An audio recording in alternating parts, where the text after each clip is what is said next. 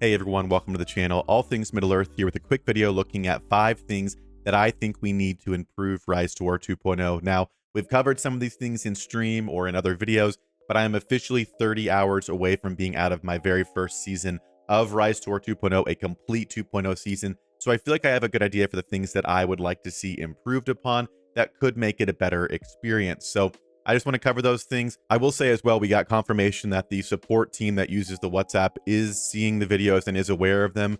So we did get a confirmation on the shadow video that they are going to be fixing that. They didn't give us a timeline, but they said they were aware of it and they were going to allocate some time to take care of that. And they had seen the video.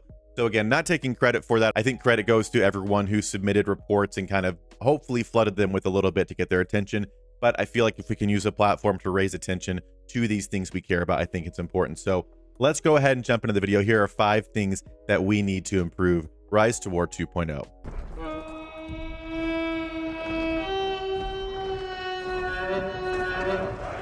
And as we jump in, I do want to remind you guys, if you are spending on the game, you can use my top up link, which is linked down below. It'll take you to this page here.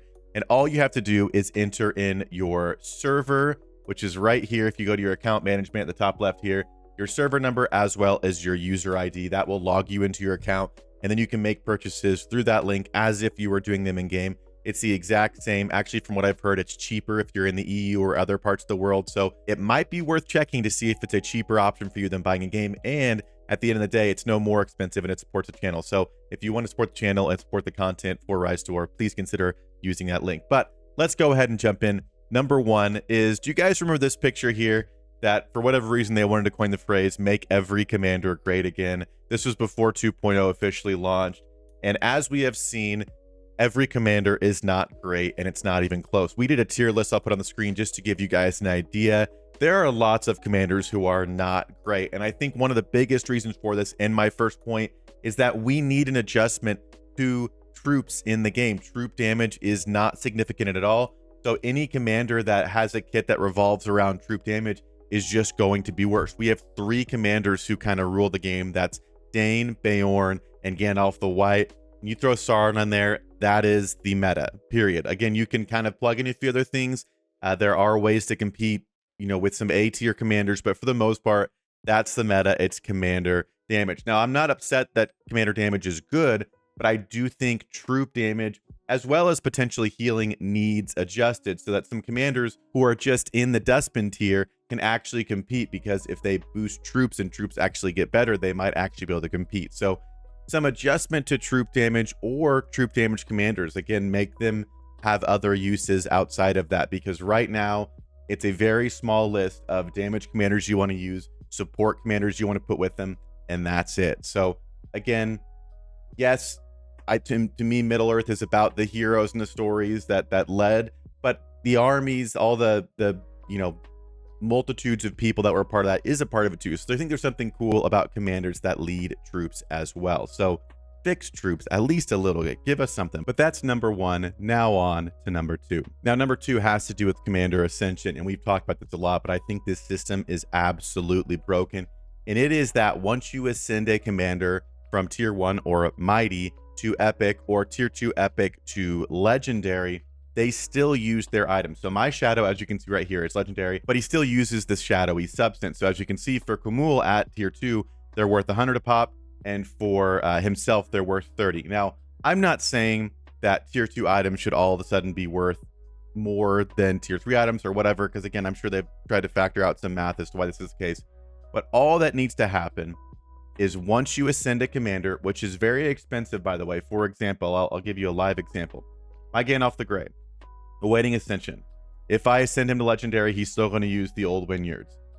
He needs 40 of Radagast Windlord feathers to ascend himself. I think once they're ascended, they should be able to use these items as if they're a legendary commander, because they're being ascended to a legendary commander. Commanders that are already legendary have such an advantage, which means there is a disadvantage for free-to-play and low-spending players. If you want to look at tier 1s too, it gets even worse, because tier 1s, let's see, for example, again, trying to level up Merry and Pippin or Dwalin with Hypeweed, like to legendary or whatever, it just basically means tier 1s can't compete. So we need an adjustment here. I think it's very clear. Once you ascend them, I think they should be able to use the item they used to ascend. So for Merry and Pippin, once they're ascended, they can use old Wynyards like they're a tier 2 because they're being ascended to epic. So I don't know. We need a fix there because otherwise, again, if you look at the tier list, it's a lot of tier 3 commanders. There are very, very few tier 2 commanders who crack the list. And again, it's just those that are with damage. So these first 2 points between troops and ascension, I think if they're adjusted, would really open up the pool of commanders people could use, and it could make it a lot more enjoyable. All right, number 3 is a quick one, and that's that we need the respect refund vouchers that we got in the 30-day exchange event in the season reward shop. Again, just like we have the Elven Craftsman's Hammers right here that we can buy. You can buy 2 a season. I think at minimum, 2 of those purchasable per season would make a big difference. I would honestly advocate for closer to 4 or 6 because they go so fast and it only refunds about 3 respect at a time, unless they made a new one that actually refunded all the way down to respect 3. But at the end of the day, I honestly think gear is harder to get than respect. So technically this is more valuable than a respect refund voucher. So I feel like it makes a lot of sense for players that want to try different things to be able to use their season points if they want and buy a couple of vouchers. Again, I think 4 or 6 would be a really good number if it's the same vouchers or a new voucher that just refunds the commander all the way down to respect 3 and gives you the equivalent amount of chests. So if we could get those, I think that'd be amazing. Now, number 4 is a quality of life thing, and probably one of the things we need most in this game. Again, it's not mechanical, doesn't change anything. It is just quality of life. So devs, please, for the love of God, give us this. We need a stamina indicator on this page, because if you are playing actively at all and taking out formations, trying to figure out who has stamina, it is a huge pain, because if you want to check, you have to drag them out here, click here, look at their stamina, go back, go here, put troops on, check. That's to load up 1 commander. So you do that 4 times, or if you're trying to take tiles and load up a few formations to that, you could spend a lot more time than you want to here. So a very simple stamina counter, just put it at the top or on the side here. I don't care. That just shows their total stamina. So I can go through and say, okay, they've got 200, they've got 200, end of story. Very, I feel like simple to put here, but would be so nice. So please, devs, if nothing else, add this to the screen because this is so frustrating to deal with. All right, and last but not least, again, I could probably do like 10 of these, but I'm trying to keep it a little bit concise. So let me know if you guys have their ideas down below. But it is that relics can no longer be broken down. So if you make a relic, you can reforge it 4 gems at a huge loss, but you lose everything. And again, you still keep this as being refined in your inventory. So you can actually get rid of them. Originally, the whole reason we got these Elven Craftsman's Hammers was kind of to break down relics. This was a huge problem in 1.0, and people loved that we could break this down because some of them ended up being bad, or you just want to try new commanders. And I get it, devs, you're thinking, but if we do that, we won't make any money. I just don't think that's how it works. I get where you're coming from, but listen, if there is no refund of relics, that just means most people aren't going to try relics at all. They're not going to invest because they know they can't get that stuff back. But if you add a means to refund those, players are going to feel more confident to spend and engage in those things in your game because it's not a one and done decision. So I don't know why all of a sudden with 2.0 they're locked in. I feel like at least with hammers, again, I understand maybe with the event hammers where we had unlimited, they don't want those to be used to break down relics. That would be fine.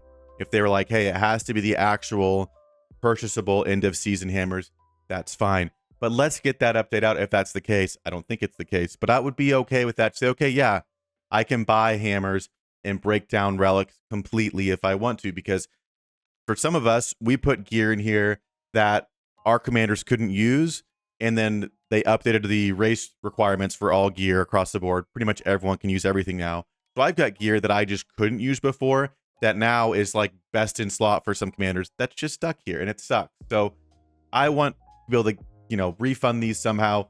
I've gone the support route. Basically was told if you did it after a certain date, you were screwed, and that's just silly. We need a way to break these down. So seriously, devs, this would be a huge thing for players to be able to try different relics. Again, there could be some cost associated with it. Maybe it is 3,000 gems and a hammer, so you guys feel like you're making some. Again, I know people don't like when I suggest monetizing these options, but having an option over not, I think is better. So anyway, those are 5 things. Again, I probably could do 10, like I said, but I feel like those are things that if they were adjusted, a lot of players would feel a lot better about 2.0. So let me know what you guys think, and that'll do it for this one. And as always, I'll see you in the next video.